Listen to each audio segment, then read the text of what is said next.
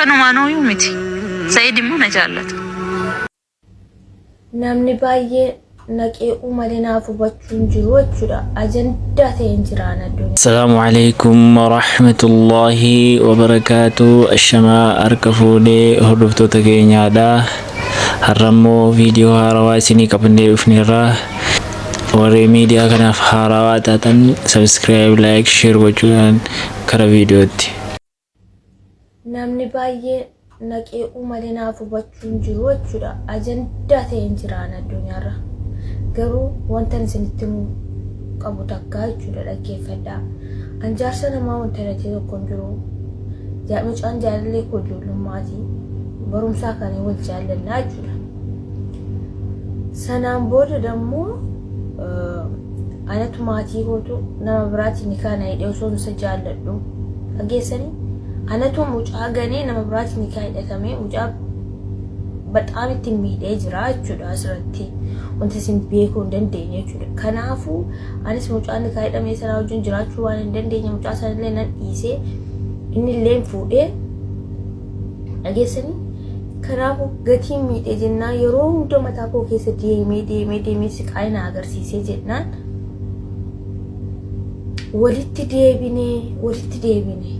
walitti deebine dammoo hin beeku sababa walitti deebineef hin beeku.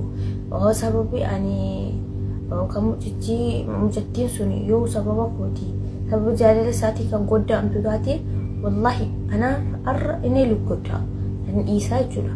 Ajandaa isin olii gadi ooftan bor rabbiin biratti gaafatamuu deemtanii maaliifi seddoo ana maqaan koo maqaa sobaatiin na balleessitanus illee inattee jedhamu kootuma tatamee kootumatti deebi'ee osuma wayi ani immoo mucayyoodhaaf rabbi jedhee dhiisuu hin danda'a.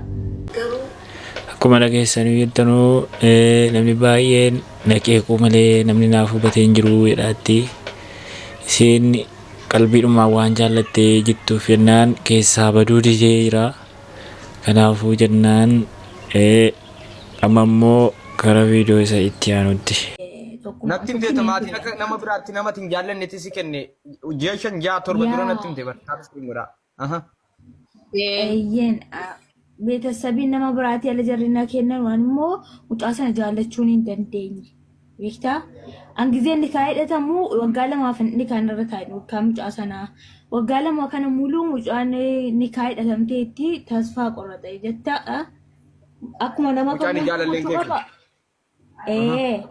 asmaanan bakka fuudhiin jedheen anillee nan jajjabeessee fuudhi minaamin jedheen anillee isaan sun baay'ee gatiin miidhee jennaan fuudhi minaaminii jedheenaan fuudhee inni nu warra fuudhee jechuudha.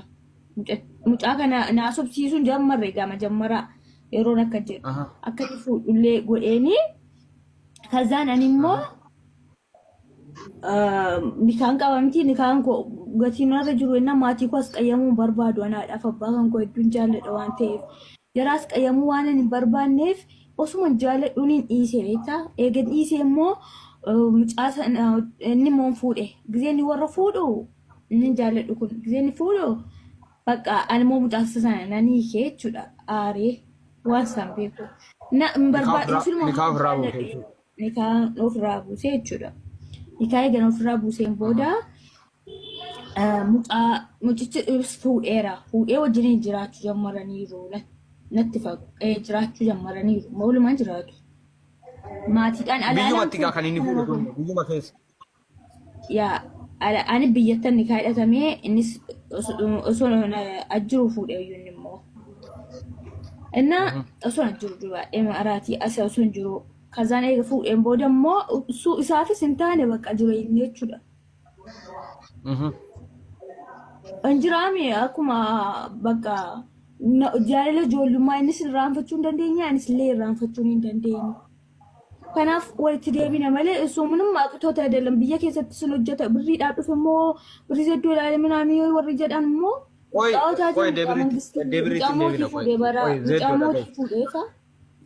no zeddoo dhiisan isa birrii dhiisa birrii rakkoo hin qabu. Isa ijoollee akka jedhan jechuudha mucaa mootii eega fuudhee mucaan maatiin waa qaba yookaan ilmoo sana dhiisate. Sana dhiisate waan si gaafa. Jiraachuu hin danda'a jechuudha. Dhageessanii. Zeddoo amma mucaa sanarraa adda bahee moo mucattii fuudhee sanaa waliin jira ture qoy. mucattii sana wajjiniin inuma maatii kennanii fi mucaa maatiidhuma kennanii fi seeruma namaatiin nikaa godhatee fuudhee alaalaaniin sin jedhaa bar. No wali naagalee bar sun naagalee bar adda bahee moo waliin jira yeroo ati isatti deebisu siin jechuu barbaadeetan malee. Osoo ana wajjin jiru siidhaa wajjin jiru na haasofsiisee naani na haasofsiisa siidhuma wajjin nan osoo jiru. Isiins immoo waan beektuuf jaalalli ijoollummaa kun hin irraanfatamu ምናምን jedhanii wallolu sababii kooti manuma keessatti wallolu sababii kooti jechuudha wallala taa'u. Yeroo kaate waa'ee kootiitiin aadaa rabbii keessin akka na jaallatee turee fi akka ana wajjiniin ture hundayyuu itti mee kee jaallatee fuudhee jechuudha. Innillee itti mee fuudhee gaafa fuudhullee itti mee waan hundayyuu itti haasa'ee kee fuudheen jechuudha. Fuudhee immoo isiin immoo sababii kooti aadaa rabbii keessin sababii kootiif aadaa rabbii keessin mana keessatti jechuudha.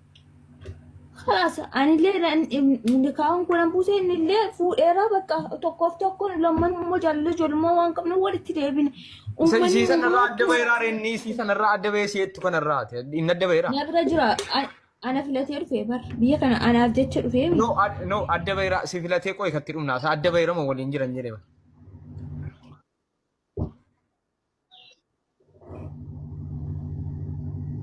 سبب قوتي ولا نجرا بيجتو garuu ni kaawwal irraa qabanii ni kaawwal hin jira walloliisasuma wallolan malee.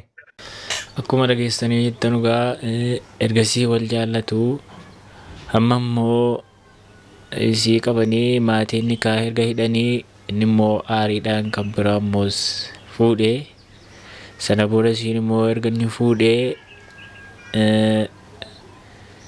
ammoo isa nikaa hidhamtee aartee nikaa ofirraa buuftee achi kaatee immoo isa ofitti deeffattee kanarratti immoo isiin jaalala isaa baay'ee waan qabdu jennaan jaalala ijoollummaa jaalala sanatti eessisuu didee nikaa isa sanaa ofirraa buufte. Kanaafuu jennaan amma immoo kara viidiyootti aanu. Achiin waliin haasofna turre obbolummaa namni sana yaaniin anillee nama sana daangaa malee jaalladha namni sunillee daangaa malee na jaallata. Hamaa saadhiisii karii sana namni dubbachuu akkuma isaatti namni bu'uun fedhuun ture akkuma carraatti nama biraa wayii nikaa hidhatee fuudhe. Innaa sababa inni nama biraa fuudhe jedhee onnee kii keessaa baasuu waan hin dandeenye innillee onnee isaa keessaa na baasuu waan hin dandeenyeef jalaan hatadhee jechuudha achumaan. Innaa isiinillee waan godhu jiraachuudha murteessite. Nabiran jiru malee jala hatadheera garuu nu lammanuun gaayoo ani gatii isii bira dhatte immoo sin barbaadu yoo jette filannoon kan isiitti deemuu dandeessa. Filannoon kan isiitti yaani nuti dhiisuu jennuun inni eessa jira? Amma gara Itoophiyaa galaara garuu Suudii jira. Suudii kaaftee Itoophiyaa galchitee gara Dubaay fidataa jirta jecha. Gara biyyan jiru geessa taaraaniin kan deen achin akkuma 500 itti kaffalee isaayyuu tola seetee ati wallaahi.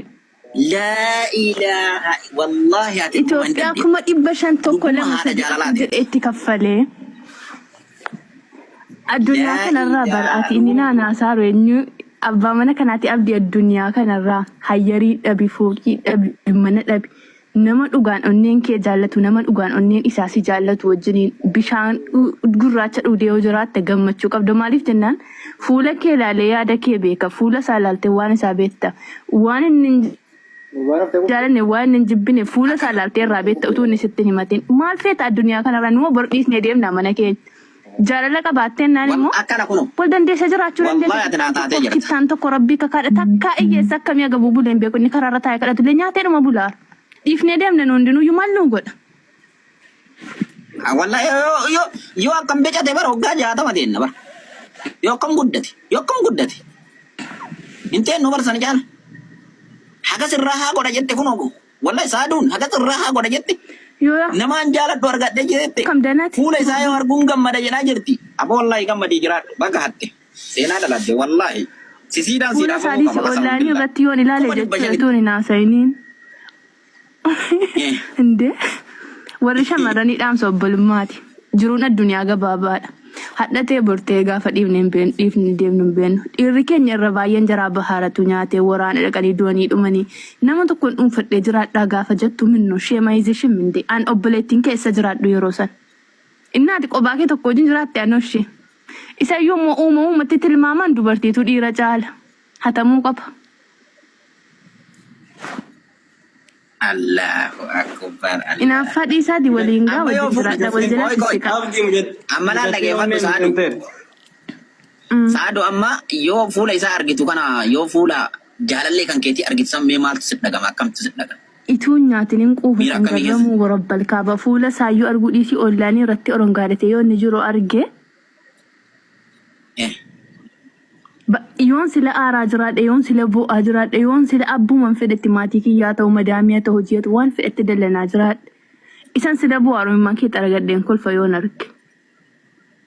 Jira miti addunyaan kun yaani waan lafa jirullee irratti hin fakkaatu ol keessa maayirra wayi. Yeroo namni taa'ee fa'i lafti nama ammare minaamni akka nama godhuun beektaa miti lafti sitti irratti hin bullanne wayi. Naa isaaf jaalladha nama jaallachuun. Waan alkaatee hawaarra jirtu wayi waa si jala jiru wayi waan cabuu kaatu waan kofuu kaatu wayi itti fakkaatu yoo nama sana argite immoo waa ittimtee haasoftee kolfisiiftee kolfasaa argu ana malaa yeroo waa jedhee haasoftee kolfasaa arge zimmedhee taa'e sana ishee qadhu yoo laale bakka jiramti yooni salaam nagarii wayitu natti dhagahama bakka waa jiru wayi akka waan fooqii guddaa isaa ijaaree qabu akka waan bakka waa wayi abdii wayi jiramti namni abdii wayi qabu yoon akkasitti akkanan godha khalaas rakkoo hin qabu jedhu wayi. Akka waan addunyaan tun guutuun harka kan kee keessa jirtu isitti fakkaata. Wallahi waan fedhe yoo rakkadhaa jiraadhe rakkinni fedhe natti jiru natti hin bullatu. Laa balaan jalli bu'iniin jefala. Wallahi ati bakka dhuguma jaalala beekta. Haadha jaalala. Namni nama dhugaan jaallatee beeku hin beeka wallahi namni dhugaan nama jaallatee beeku. Yoo jaalala sobaan taane jaalala dhugaa si qabee beeka taanaan namni dhugaan nama jaallate wallahi waan kana ni beeka maaliif jennaan. Yeroo nama jaallattu argite cinqiin fedha yoo isa madaamii walloltee hamma aartee sukkaaroftee waan fedhe ta'a. Isati bar waa tokko murteessite akkanan godha yoo ta'e isati jettee kaate dhiisi yoonni siin jedhe illaa wanni akkasii bara akkalaamtee akkas ta'e akkana taataa yoo jedhe wanni ati sila murteessite hundi isaa hamma bishaan dhuga. Hinafa. Kanaafuu itti qabsooftee itti daartee itti ifaajjee itti hirriba dhabdee sadii haa qabaatu bar tokkomti.